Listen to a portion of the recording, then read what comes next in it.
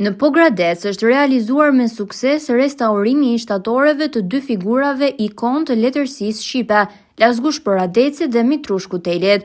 Ky proces u bë i mundur fal bashkëpunimit të skulptorit të njohur Vladimir Llakaj me studentët e përkushtuar të Departamentit të Skulpturës në Universitetin e Arteve, Delian Baçi dhe Leonard Bica, në bashkëpunim me Bashkinë Pogradec dhe Drejtorinë e Turizmit, Trashëgimisë Kulturore dhe Rinisë. Shtatorët të punuara nga mjeshtri i skulpturës shqiptare Muntaz Rami në vitet 2006 dhe 2010 kishin pësuar dëmtime të shkaktuara nga faktorë natyror, kryesisht bashkimi i pluhurit me lagështinë dhe shirat acidik, të cilat kishin ndikuar në bllokimin e patinës origjinale të bronzit.